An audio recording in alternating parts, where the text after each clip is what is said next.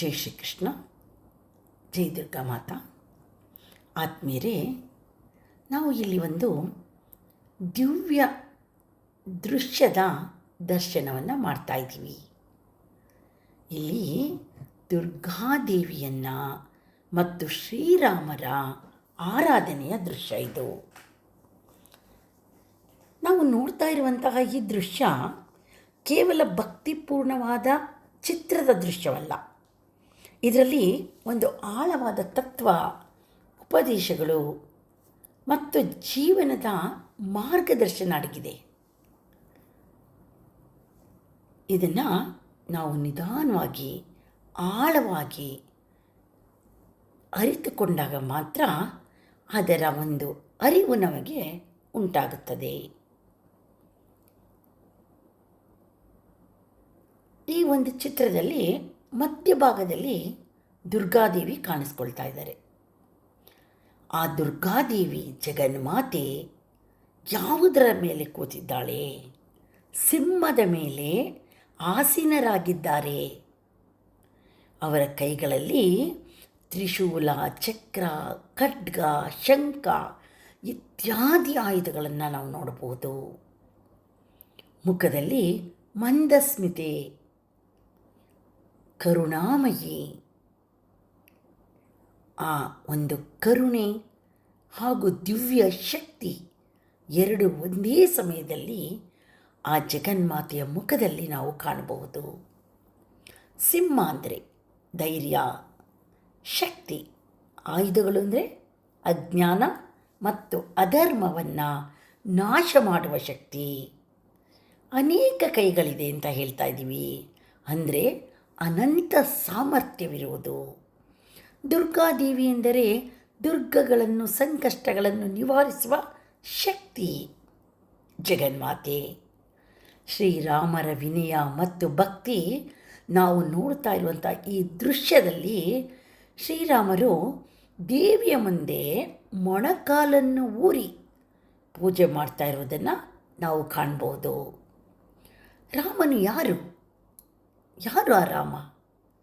ಸ್ವಯಂ ವಿಷ್ಣುವಿನ ಅವತಾರ ಶ್ರೀರಾಮ.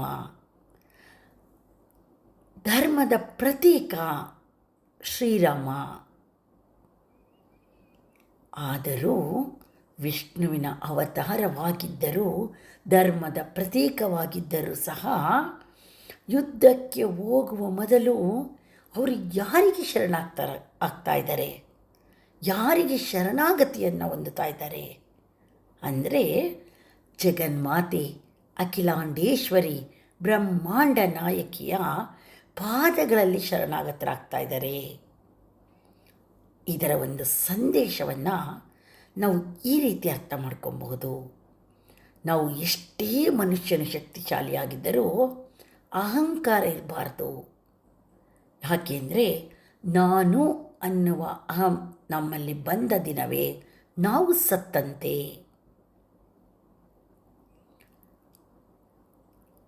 ದೇವರ ಅನುಗ್ರಹವೇ ನಿಜವಾದ ಬಲ. ನಮ್ಮ ತೋಳ್ಬಲ ಇದೆ, ನಾವು ಗಟ್ಟುಮುಟ್ಟಾಗಿದ್ದೀವಿ ಅಂದರೆ ಆ ಒಂದು ಬಲನ ಶಕ್ತಿಶಾಲಿಯಾಗಿರೋದು ನಮ್ಮಲ್ಲಿ ಖಂಡಿತ ಅಲ್ಲ.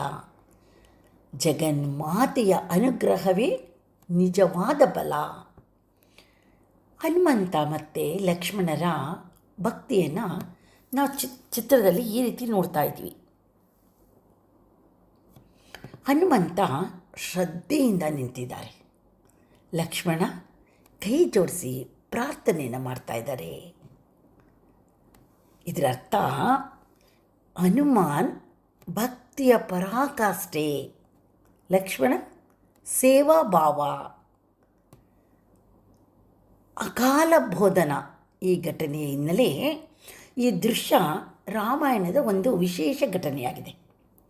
ಇದನ್ನ ಯಾಕೆ ಅಕಾಲ ಬೋಧನ ಎಂದು ಕರೆಯುತ್ತಾರೆ ಅಂದರೆ, ಏನಾಯಿತು? ಸಾಮಾನ್ಯವಾಗಿ ದುರ್ಗಾ ಪೂಜೆ ಶರದೃತುವಿನಲ್ಲಿ ಅಂದರೆ ನವರಾತ್ರಿಯಲ್ಲಿ ನಡೆಯುತ್ತದೆ. ಆದರೆ ರಾಮ ಯುದ್ಧಕ್ಕೆ ಹೋಗಬೇಕಾಗಿರುತ್ತೆ. ಯುದ್ಧಕ್ಕೆ ಹೋಗ್ಬೇಕಾದ್ರೆ ನಾವು ಆ ದಿನ ಬರಲಿ ಈ ದಿನ ಬರಲಿ ಅಂತ ಕಾಯೋದಕ್ಕಾಗತ್ತಾ? ನಾವು ಸಾಮಾನ್ಯ ಮಾನವರು ಸಹ ಯಾವುದೇ ಕೆಲಸಕ್ಕೆ ಹೊರಡಬೇಕು, ನಾವು ಯಾವುದೋ ಒಂದು ಜವಾಬ್ದಾರಿನ ನಿಭಾಯಿಸಬೇಕು, ನಮ್ಮ ಕರ್ತವ್ಯವನ್ನು ನಾವು ಮಾಡಬೇಕು ಅಂದಾಗ ನಾವು ಸಮಯವನ್ನು ಕಾಯ್ತಾ ಕೂತ್ಕೊಳ್ಳೋದಿಲ್ಲ. ಅದೇ ರೀತಿ ಶ್ರೀರಾಮಚಂದ್ರರು ಯುದ್ಧಕ್ಕೆ ಹೋಗಲೇಬೇಕಾದ ಸಂದರ್ಭ ಬಂದಾಗ ಅಕಾಲದಲ್ಲಿ, ಅಂದರೆ ಜಗನ್ಮಾತೆಯನ್ನು ನಾವು ಯಾವ ಶರದೃತುವಿನಲ್ಲಿ ನವರಾತ್ರಿಯಲ್ಲಿ ಪೂಜಿಸ್ತೀವೋ ಅದಕ್ಕಿಂತ ಮುಂಚೆಯೇ ದುರ್ಗಾದೇವಿಯನ್ನು ಪೂಜಿಸುವ ಆರಾಧಿಸುವ ಸಮಯ ಬಂದ್ಬಿಡುತ್ತೆ ಶ್ರೀರಾಮಚಂದ್ರರಿಗೆ. ಆಗ ಶ್ರೀರಾಮಚಂದ್ರರು ದುರ್ಗಾದೇವಿಯ ಪೂಜೆಯನ್ನು ಮಾಡ್ತಾರೆ, ಜಗನ್ಮಾತೆಯನ್ನು ಆರಾಧಿಸ್ತಾರೆ. ಯಾವ ಒಂದು ಜಗನ್ಮಾತೆಯ ಪೂಜೆಯನ್ನು ಸಮಯಕ್ಕಿಂತ ಮುಂಚೆ ನಾವು ಆ ಒಂದು ಆರಾಧನೆಯಲ್ಲಿ ತೊಡಗಿದ್ವೋ ಅದನ್ನೇ ನಾವು ಅಕಾಲದಲ್ಲಿ ಅಂತ ಹೇಳ್ತೀವಿ. ಅಕಾಲ ಪೂಜೆಯ ವಿಧಾನನ ನಾವು ಕಣ್ತುಂಬಿಕೊಳ್ಳಲೇಬೇಕು. ಶ್ರೀರಾಮಚಂದ್ರರು ಶ್ರೀ ವಿಷ್ಣುವಿನ ಅವತಾರ ಅವರು. ಅಂತಹ ಭಗವಂತ ಜಗನ್ಮಾತೆಗೆ, ದುರ್ಗಾ ಮಾತೆಗೆ 108 ನೀಲ ಕಮಲಗಳನ್ನು ಅರ್ಪಿಸ್ತಾರೆ. ಶ್ರೀರಾಮರು 108 ಕಮಲಗಳನ್ನ ಸಂಗ್ರಹಿಸಿಟ್ಕೊಂಡಿರ್ತಾರೆ. ಆದರೆ ವಿಧಿವಶಾತ್ ಒಂದೇ ಒಂದು ಕಮಲ ಅವರು ಎಣಿಸಿದಾಗ ಕಮ್ಮಿ ಆಗಿಬಿಟ್ಟಿರುತ್ತೆ. ಆಗ ಶ್ರೀರಾಮಚಂದ್ರರು ಏನು ಮಾಡ್ತಾರೆ ಗೊತ್ತಾ? ತಮ್ಮ ಕಣ್ಣು ಅದನ್ನೇ ಕಮಲವೆಂದು ಅರ್ಪಿಸಲು ನಿರ್ಧರಿಸ್ತಾರೆ. ಆದರೆ ಜಗನ್ಮಾತಿನ ನಾವು ಕರುಣಾಮಯಿ ಅಂತ ಕರಿತೀವಿ, ಜಗನ್ಮಾತೆ ಅಂತ ಕರಿತೀವಿ, ಜಗಜ್ಜನನಿ ಅಂತ ಕರಿತೀವಿ. ಅಂತಹ ತಾಯಿ ಕಣ್ಣನ್ನು ತಗೊಳ್ತಾಳ. ಆದರೆ ಶ್ರೀರಾಮಚಂದ್ರರ ಭಕ್ತಿಯನ್ನು ನೋಡಿ ದುರ್ಗಾದೇವಿಗೆ ತುಂಬ ಸಂತೋಷವಾಗುತ್ತೆ. ನಿನಗೆ ವಿಜಯ ಸಿಗುತ್ತದೆ, ನೀನು ಚಿಂತೆಯನ್ನು ಬಿಡು, ನೀನು ವಿಜಯಶಾಲಿಯಾಗಿ ಈ ಯುದ್ಧದಲ್ಲಿ ಹಿಂದಿರುಗುತ್ತೀಯಾ ಎಂದು ಆಶೀರ್ವಾದವನ್ನು ಮಾಡ್ತಾರೆ ಜಗನ್ಮಾತೆ. ಇದರ ನಂತರ ಏನಾಯಿತು? ರಾಮನು ರಾವಣನ ವಿರುದ್ಧ ಯುದ್ಧ ಮಾಡಿದ್ರು. ದುರ್ಗಾದೇವಿಯ ಅನುಗ್ರಹದಿಂದ ಅಧರ್ಮದ ಮೇಲೆ ಧರ್ಮದ ಜಯವಾಯಿತು. ಇಲ್ಲಿ ನಾವು ಇದನ್ನು ಚೆನ್ನಾಗಿ ಗಮನಿಸಬೇಕು. ಶ್ರೀರಾಮಚಂದ್ರರು 108 ಕಮಲದ ಹೂಗಳಲ್ಲಿ ಒಂದು ಹೂ ಕಮ್ಮಿಯಾಗಿದ್ದಕ್ಕೆ ತಮ್ಮ ಕಣ್ಣನ್ನೇ ಸಮರ್ಪಿಸೋಕ್ಕೆ ಹೊರಟರು. ಕರುಣಾಮಯಿ ತಾಯಿ ಆ ಕಣ್ಣನ್ನು ತೆಗೆದುಕೊಳ್ಳದೆ ಶ್ರೀರಾಮನ ಭಕ್ತಿಗೆ ಮೆಚ್ಚಿ, ಶ್ರೀರಾಮಚಂದ್ರ ಈ ಯುದ್ಧದಲ್ಲಿ ನೀನು ವಿಜಯಶಾಲಿಯಾಗಿ ಹಿಂದಿರುಗುತ್ತೀಯಾ ಎಂದು ಆಶೀರ್ವಚನವನ್ನು ಮಾಡ್ತಾರೆ. ಆಗ ಶ್ರೀರಾಮಚಂದ್ರರು ಈ ಒಂದು ಯುದ್ಧದಲ್ಲಿ ಜಯವನ್ನು ಪಡಿತಾರೆ. ದುರ್ಗಾದೇವಿ ಅನುಗ್ರಹ ಮಾಡಿದಾಳೆ ಅಂದರೆ ಆ ಯುದ್ಧ ಅನ್ಯಾಯದ ಯುದ್ಧ ಆಗೋದಕ್ಕೆ ಸಾಧ್ಯತೆಯೇ ಇಲ್ಲ. ಯಾಕೆಂದರೆ ಜಗನ್ಮಾತೆ ಒಳ್ಳೆಯದಕ್ಕೆ ಮಾತ್ರ ಸಪೋರ್ಟ್ ಮಾಡ್ತಾಳೆ. ಈ ಯುದ್ಧ, ರಾವಣರ ಯುದ್ಧ, ಅಧರ್ಮದ ಮೇಲೆ ಧರ್ಮದ ಯುದ್ಧ ನಡೀತಾ ಇತ್ತು. ರಾವಣ ಅಧರ್ಮದಿಂದ ವರ್ತಿಸ್ತಾ ಇದ್ದ. ಆಗ ಶ್ರೀರಾಮಚಂದ್ರರು ಧರ್ಮವನ್ನು ಅಳವಡಿಸಿಕೊಂಡು ಯುದ್ಧವನ್ನು ಮಾಡ್ತಾರೆ. ಆಗ ಅಧರ್ಮದ ಮೇಲೆ ಧರ್ಮದ ಜಯವಾಗುತ್ತೆ. ಆತ್ಮೀಯರೇ, ನಾವೆಲ್ಲರೂ ಇಲ್ಲಿ ಆಳವಾದ ಒಂದು ತತ್ವವನ್ನು ತಿಳಿದುಕೊಳ್ಬೇಕು. ಈ ಒಂದು ದೃಶ್ಯದಲ್ಲಿ ನಮಗೆ 3 ದೊಡ್ಡ ಸತ್ಯಗಳನ್ನು ಹೇಳ್ತಾರೆ. ಶಕ್ತಿ, ಧರ್ಮ. ಶಕ್ತಿ ಧರ್ಮ ಸೇರಿದ್ರೆ ಅಲ್ಲಿ ವಿಜಯ. ಶಕ್ತಿ ಮಾತ್ರ ಇದ್ದರೆ ಸಾಕಾಗುತ್ತಾ? ಖಂಡಿತ ಇಲ್ಲ. ಅದು ಧರ್ಮದ ಜೊತೆ ಸೇರಿದಾಗ ವಿಜಯವನ್ನೋದು ಪ್ರಾಪ್ತಿಯಾಗುತ್ತೆ. ಅಹಂಕಾರವಿಲ್ಲದ ಭಕ್ತಿ ರಾಮನಷ್ಟು ಮಹಾನ್ ಆದರೂ ದೇವಿಯ ಮುಂದೆ ತಲೆಬಾಗುತ್ತಾರೆ. ಇದನ್ನು ನಾವೆಲ್ಲರೂ ಅರ್ಥ ಮಾಡ್ಕೊಬೇಕು.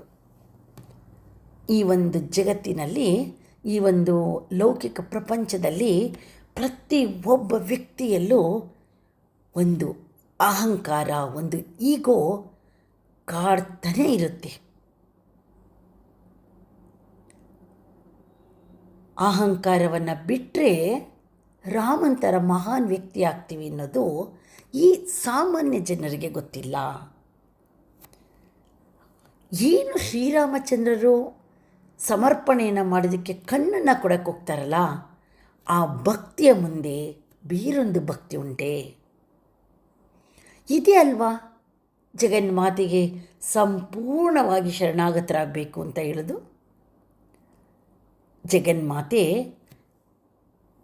ಉಪದೇಶಕ್ಕೆ, ಜೀವನಕ್ಕೆ ಉಪದೇಶವನ್ನು, ಸಂಕಷ್ಟ ಬಂದಾಗ ಹೆದರಬೇಡ ಮಗು,